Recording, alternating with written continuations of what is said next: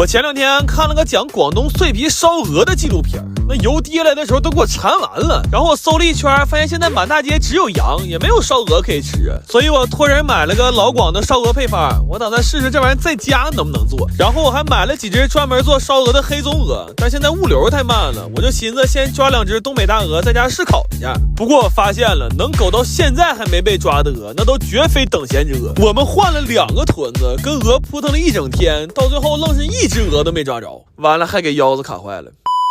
后来这鹅到了，我们的腰还没好呢，但也不想等了，就开始按照配方做了。这烧鹅做一次才明白，为什么饭店能卖到600-700一只，在这整个的制作过程太复杂了，光这腌鹅的酱就得用到20多种调料。然后我发现这烧鹅和烤鸭差不多，最难的都是对温度和时间的把握。但我们这现在外面太冷了，就导致这炉子用起来温度非常不稳定。就这么烤出来的鹅，要不然就是里边没熟，要不然就是整只鹅在炉里直接烤着了。后来实在没招了，我们就把炉子搬屋里来了。在室温环境下，这个炉子上温就非常快了，大概也就用了3分钟吧，整个屋都他妈仙气飘飘了。下鹅的时候我们就非常谨慎了，而且我看纪录片里讲说，脆皮烧鹅最重要的灵魂是一碟酸梅酱，但是这个季节它买不到新鲜的青梅啊。后来我纠结了一下，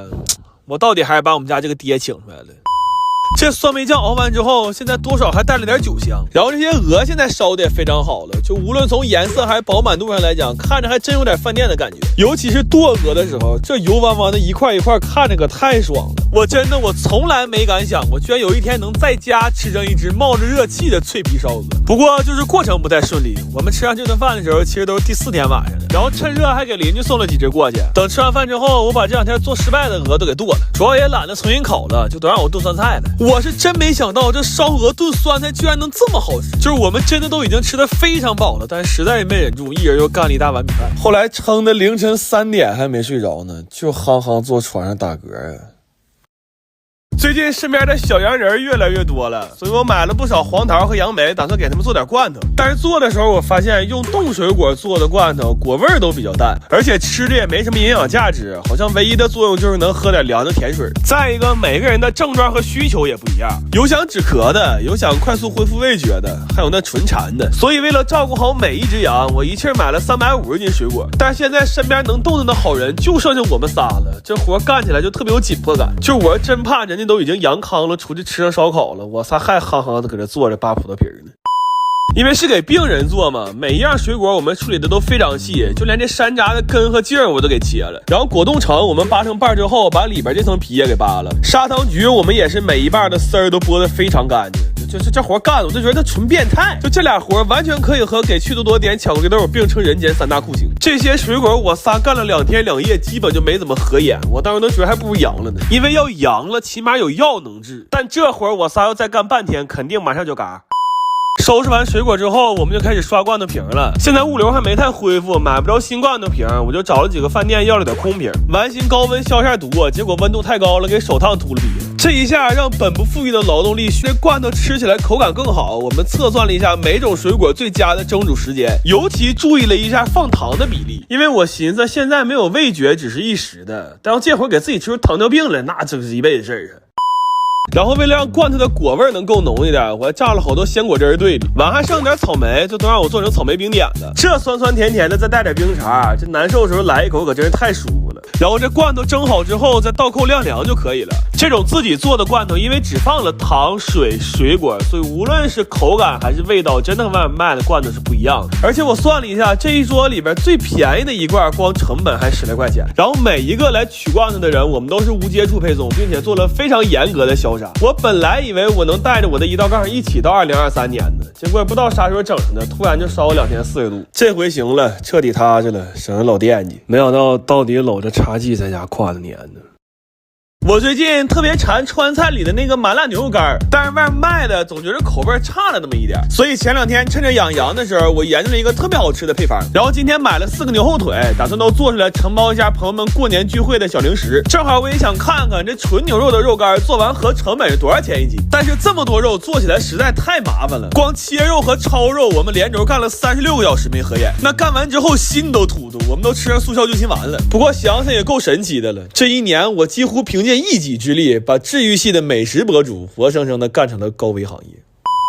后来稍微缓了一下，我们就开始炸料油了。这油炸肉才香呢。然后油做的多，我还顺便炸了一盆辣椒油和一盆青花椒油。这2盆油在最后拌肉的时候，会让肉干的香味和颜色更均匀。特别是这红彤彤的辣椒油，那炸完之后全楼道都是香味。然后做这个肉干需要用到特别多的辣椒，我们甚至还提前测评了一下，结果赶上了一家变态辣的，那吃完辣的胃直疼。不过好在家里常备了新3-9胃泰，熬夜或者吃辣刺激胃难受的时候，有它一点都不慌。然后我研究了一下，最好吃的做法是先卤后炸，所以提前2天我就熬了一大锅卤水，并且在不同的时间段加不同辣度的辣椒，这样可以让香辣味更丰富，但同时也会让鼻子更通畅。就那一晚上打的喷嚏都赶我一冬天打的多了，我后来差点没因为打喷嚏把腰闪了。这些肉在卤完之后就已经非常好吃了，但是为了让它更入味儿，就用泡了一宿。等泡完了还需要再炸，炸完了还需要再调味儿。就这东西好吃是好吃，但做起来真的很麻烦。而且我之前试了一下，最后炒的时候要用猛火爆炒才能让这个香味最极致。但是这么炒家里的火根本不够硬，就临时又搭了一个饭店用的那种灶台。这灶一使上，那烟火气一下就上来了，但是下一秒屋里就瓦蓝了，门窗全开着都没有用。就后来我上个厕所，我发现那都有股油烟味，我真是服了我。后来就用这灶，我跟我哥轮着炒了1天，那到晚上感觉手都回不了弯了。不过这个肉干吃着真的是特别好吃，因为它用大火炸过，所以外皮是焦脆的，但里边肉是嫩的，吃起来会有很多汁水，而且因为裹了花生和芝麻，那嚼起来越嚼越香。这回我一共做了2个味的，麻辣的是香辣咸，藤椒的是麻辣甜，都特别好吃。然后我算了一下，这玩意成本大概是70块钱1斤。后来我们把这些肉都分了，就这一桌子肉别看多，我敢保证出不了正月就得没。这晚上饿了开一袋，再配上一杯冰可，然后吃完了之后再嗦了嗦手指头，你说那谁能忍住不去开第2袋啊？我前2天看了个纪录片，说手工鱼丸居然能做得像手打牛肉丸一样有弹性，而且汆的汤还特别鲜美，那看的可给我馋坏了。我寻思我也在家做点，但是我们折腾了2天，试了好多种鱼，做出来的丸子又腥又面，都不如外面卖的那不放鱼肉的鱼丸好吃。后来我仔细研究了一下，说这鱼丸要想又鲜又有嚼劲，必须得用肉质紧实的海鱼，而且得是活鱼现杀。所以我去买了100多斤斑鱼，到家就给他们洗上养了。至于能不能确保每一条在收拾的时候还是鲜活呢，那就得看运气了。毕竟家里设备有限呢，只能临时拿浴缸当鱼缸用，拿老嫂当老磨使。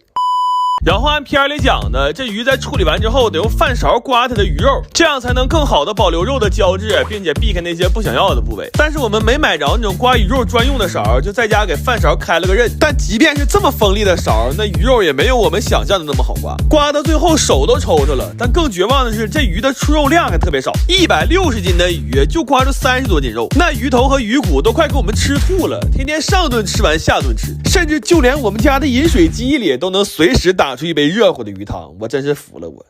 这些鱼蓉还得再捶打成肉泥，再放盐给它们搅上劲儿，一直搅的这样特别粘手的状态。就这么干下来，我算明白了为什么基本买不到纯手工的鱼丸。要但凡谁家动一点量产的心思，那全村一起做棺材板可能都供不上他家。不过这么做出来的鱼丸真的非常有嚼劲儿，吃起来又脆又弹牙，而且我用性命发誓，我只放鱼肉和调味料了，一点淀粉我都没放。这个鱼丸汤真的巨鲜，丸子也真的能像牛肉丸一样当乒乓球打，但就是造价高了点，这一粒鱼丸的成本都要合到8块钱了。不过这么鲜美的鱼丸汤对东北口味来讲其实有点清淡，所以我们留了一半串串了，还刷了点夜市铁板鱿鱼的那个酱做成炭烤鱼丸的。这鱼丸现在可真绝了，它原本就是又鲜又弹，现在外表烤的焦脆，然后还刷了一层酱，吃起来满嘴留香。而且我们做这个鱼丸啊，绝对是独一无二的，就是哪怕放眼全世界，我也从来没见过谁家的手工鱼丸里能吃出这样一整片的鱼鳞的，我真是酸 Q 了。